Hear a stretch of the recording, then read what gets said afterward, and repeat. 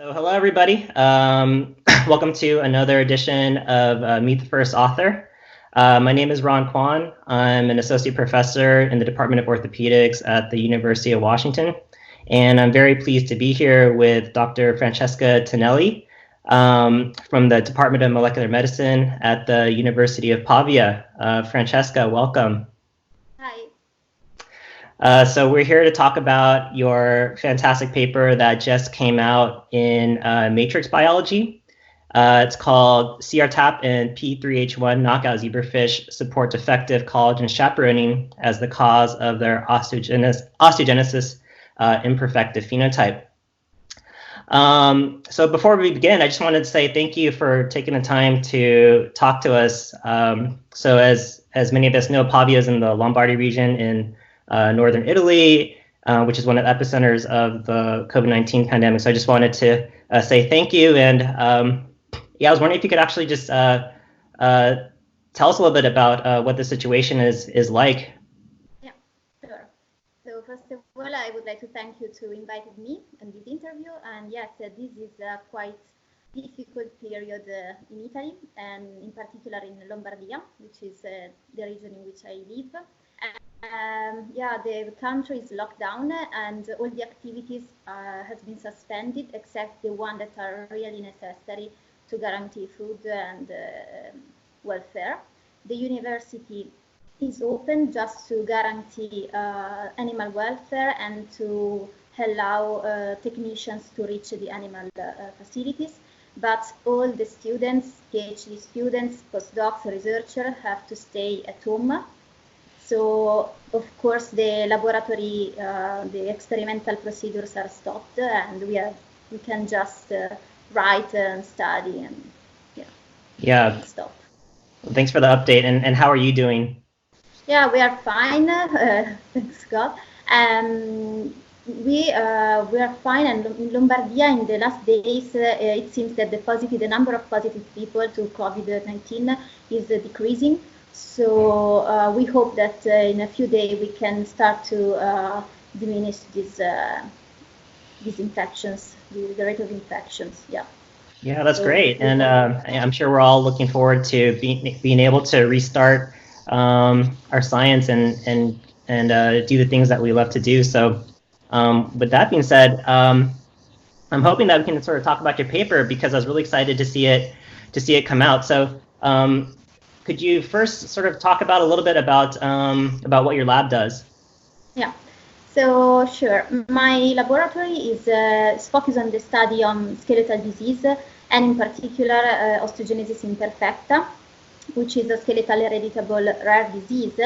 And patients are characterized by bone fractures, bone fragility, and short stature.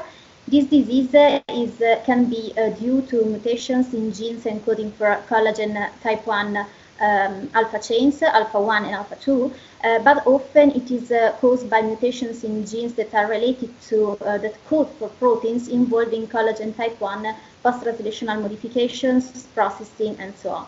So our goal is to generate animal models for this disease, both mice model, and in the last years we focus our attention on zebrafish. And yeah, we studied zebrafish since 5 years. And yeah, first we characterize a dominant form of osteogenesis imperfecta, and now we focus our attention on the generation of models using CRISPR-Cas9. Yeah, so actually you have the honor of being actually the first author featured on this Meet the First Author feature, where you actually published a paper using zebrafish. So for those people in the community that are unfamiliar with zebrafish, can you talk a little bit about why you're using them? Yeah. So yeah, zebrafish have several advantages because they are really small, and you can easily manipulate them because the genome is completely known, and embryos and larvae are transparent, so you can follow bone development in vivo, and it's really interesting. It is not possible using mice. and also to perform drug screening, because the final purpose of a lot of research is to perform drug screening, is possible using high number of samples, reducing time and cost. So I think that is a useful animal model to use also for studying skeletal disease. Yeah, I think that's great. I think these are really important studies. Like you said, your lab helped develop some dominant models of OI. Now you're looking at recessive models. So can you tell us a little bit about what you did for this paper? Yeah, so the paper was focused on the first generation of two zebrafish models for osteogenesis imperfecta type 7 and type 8, which are caused by mutations in CRTAP, which is called also cartilage-associated protein, and the prolyl-hydroxylase 1. And this protein form a complex that is located in the endoplasmic reticulum and help collagen to be hydroxylated, properly hydroxylated in some specific prolyl residue. But the role of this complex as also chaperone was elusive since now. So we decided to generate these knockout zebrafish models for CRTP and the prolyl-hydroxylase 1 to understand how this complex can work not only as hydroxylation for proline, but also as chaperone. And yeah, so this was the focus on our work. And what did you guys find? Yeah, so our zebrafish models recapitulate almost exactly the skeletal phenotype observed in osteogenesis imperfecta patients. So they are characterized by skeletal deformities, a delay in mineralization since the first weeks post-fertilization. And they have overmodified collagen type 1, which is one of the most important features that were observed also in white patients and in urine model. And we observe an interesting thing. So in mice and in patients, the prolyl-hydroxylase complex hydroxylate proline in position 986 of collagen type 1, while zebrafish, the wild-type zebrafish, has no hydroxylation of this proline. So it means that if our fish have a skeletal phenotype, this skeletal phenotype is probably due to a malfunctioning in the chaperone activity of the complex, except for the hydroxylation activity, because it is not present in the normal condition in zebrafish. So I think that this is the real important finding of this work. Yeah, so actually in this case, you're exploiting differences in zebrafish skeletal biology to make insights into the human disease. Yeah. Yeah.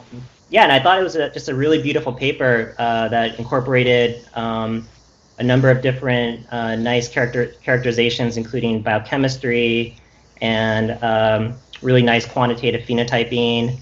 So I just wanted to congratulate you on the work. So you're a postdoctoral fellow in Antonella Forlino's lab. What's on the horizon for you career-wise? Yeah, so up to now I start to generate a new zebrafish model using CRISPR-Cas9, and I'm working also on both on skeletals and also some different kind of disease. I'm just right now studying sylviopathies, and yeah, I think that is a really interesting field. So yeah, we have some works that I perform also on our mutant model generated by CRISPR-Cas for the paper. That we want to try to use it as potential sample to treat with potential drugs and target therapies. Yeah, and it sounds really exciting, and it sounds like this paper really set some strong foundations for some neat future directions. So I'm excited to see what comes out of your lab. So thank you. Well, thanks again for taking the time again, and yeah, take care, and thanks again. Thanks. Thank you. Bye. Okay, bye.